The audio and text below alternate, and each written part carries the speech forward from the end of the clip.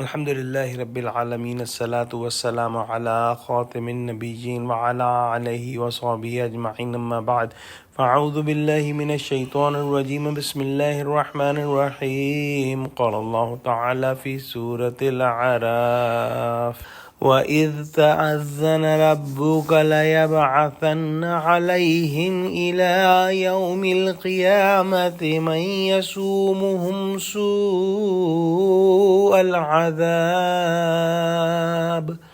إِنَّ رَبَّكَ لَسَرِيعُ الْعِقَابِ وَإِنَّهُ لَغَفُورٌ رَحِيمٌ۔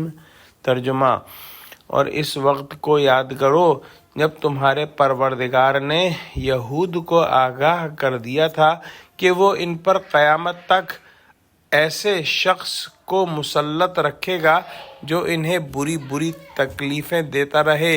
بے شک تمہارا پروردگار جلد عذاب کرنے والا ہے اور وہ بخشنے والا مہربان بھی ہے۔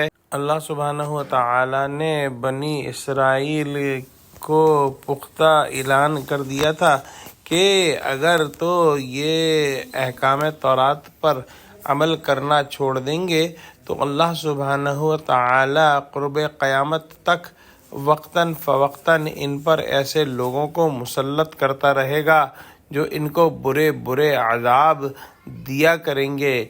برا عذاب یہاں محکومانہ زندگی کو فرمایا ہے، اور قوم یہود کبھی تو یونانی اور کبھی کلدانی بادشاہوں کے زیر حکومت رہے، کبھی بخت نصر وغیرہ کے شدائد کا تختہ مشق بنے، آخر میں نبی کریم صلی اللہ علیہ وآلہ وسلم کے عہد مبارک تک مجوسیوں کی باج گزاری رہی، پھر مسلمان حکمرانوں کو ان پر مسلط کر دیا گیا۔ غرض اس وقت سے آج تک ان کو من حیث القوم آزادی اور عزت کی زندگی نصیب نہیں ہوئی، بلکہ جہاں کہیں رہے اکثر ملوک و حکام کی طرف سے سخت ذلت اور خطرناک تکلیفیں اٹھاتے رہے۔ ان کا مال و دولت وغیرہ کوئی چیز اس غلامی اور محکومیت کی لعنت سے نجات نہ دے سکی اور نہ قیامت تک دے سکے گی۔ آخر میں جب یہ لوگ دجال کے مددگار ہو کر آئیں گے تو پھر ان کو جو ہے وہ قتل کر دیا جائے گا۔ پچھلی صدی کے اندر 6 ملین لوگ جو تھے یہود کے وہ قتل کیے گئے جرمنی کے اندر، اور آج جو ہم یہ دیکھتے ہیں تو ان کو یہ وقتی طور پر اقتدار اور وقتی طور پر جو ہے ان کی جو ہے حالت جو ہے وہ مستحکم ہے، لیکن انشاءاللہ ہم دیکھیں گے کہ آنے والے وقتوں میں یہ پھر ذلیل و رسوا ہوں گے، اور جس طرح سے آج چالیں چل رہے ہیں اس طرح سے چالیں نہ چل پائیں گے اور مغلوب ہو کر رہ جائیں گے۔ بے شک اللہ سبحانہ و تعالی جلد عذاب کرنے والا ہے، لیکن جو لوگ توبہ کریں اور حق کے راستے پر آ جائیں تو اللہ سبحانہ و تعالی بخشنے والا مہربان بھی ہے۔ لہذا وہی لوگ بنی اسرائیل میں سے عذاب کے مستحق ہوں گے جو شرارت سے باز نہ آئیں گے۔